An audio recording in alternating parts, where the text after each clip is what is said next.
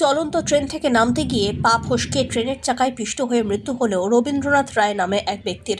ঘটনাটি ঘটেছে মেদিনীপুর স্টেশনে। রেল পুলিশ সূত্রে খবর, এদিন সকালবেলা 6:30 নাগাদ খড়গপুর আসানসোল ট্রেনে রবীন্দ্রনাথ বাবু তাঁর স্ত্রীকে ছাড়তে আসেন।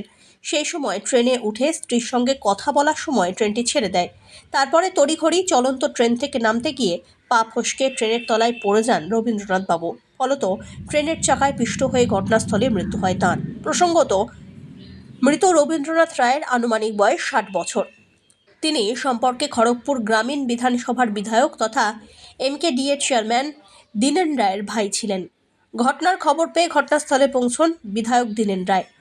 এছাড়া উপস্থিত হন মেদিনীপুর পৌরসভার পৌরপ্রধান সৌমেন খান, জেলা তৃণমূল সভাপতি সুজয় হাজরা সহ অন্যান্যরা। ঘটনার পরে রেল পুলিশের তরফ থেকে দেহ উদ্ধার করে ময়নাতদন্তের জন্য পাঠানো হয়। ঘটনায় গভীর শোকের ছায়া গোটা শহর জুড়ে। আমাদের মেদিনীপুর স্টেশনে আমাদের খড়গপুরের বিধায়ক এমকেডিএ চেয়ারম্যান মাননীয় দীনেন রায় তার ভাই তার মিসেসকে আসানসোলগামী ট্রেনে তুলে দিয়ে ট্রেন থেকে নামতে যাওয়ার সময় স্লিপ করে ট্রেনের তলায় ঢুকে যান এবং সঙ্গে সঙ্গেই ট্রেনের এই মর্মান্তিক ঘটনায় তার মৃত্যু হয়েছে। এবং অত্যন্ত মেদিনীপুর শহরে প্রিয় মানুষ, বিভিন্ন সংগঠনের সাথে যুক্ত, বিভিন্ন সামাজিক কাজের সাথে যুক্ত। তো এইরকম একটি দুর্ঘটনার খবর পাওয়ার পরেই বহু মানুষ তার শুভানুধ্যায়ী সবাই স্টেশনে এসেছেন এবং তার মিসেসও ওই ট্রেনে ছিলেন। তিনিও ওই ট্রেন থেকে চলন্ত অবস্থায় নামতে যাচ্ছিলেন। ট্রেনের প্যাসেঞ্জাররা তাকে আটকে রেখেছেন, তারপরে ট্রেন থামতে তাকে ট্রেন থেকে নামানো হয়। তাহলে আরো একটি মর্মান্তিক ঘটনা ঘটত। এটা খুবই দুঃখজনক। তো আমাদের প্রত্যেকেরই সচেতন হওয়া উচিত। আমরা কেন এত করে রেল বা আমরা সবাই বলি যে একটু সাবধানতা অবলম্বন করলে এই দুর্ঘটনা ঘটতো না।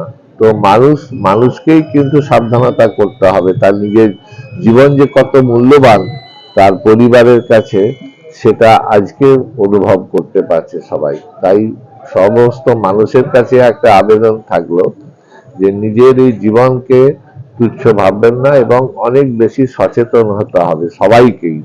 একটু পরে দাঁড়িয়ে গেলে বা ট্রেন ছেড়ে দিয়েছে যদি আমরা তখনই নামতে যাই, দুর্ঘটনাগুলো এই সময়ই ঘটে। অনেক সময় লাইন দিয়ে আমরা পারাপার হচ্ছি, মোবাইলে কথা বলতে বলতে গাড়ি চালাচ্ছি।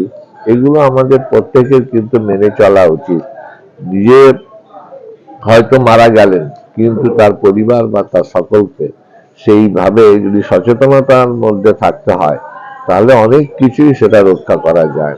আজকের এই মর্মান্তিক ঘটনা মেদিনীপুর শহরের মানুষের কাছে অত্যন্ত বেদনাদায়ক, দুঃখজনক এবং উনি অত্যন্ত প্রিয় মানুষ ছিলেন সকলের কাছে, সব দলের কাছে, সমস্ত সমাজ সংগঠনের সাথে।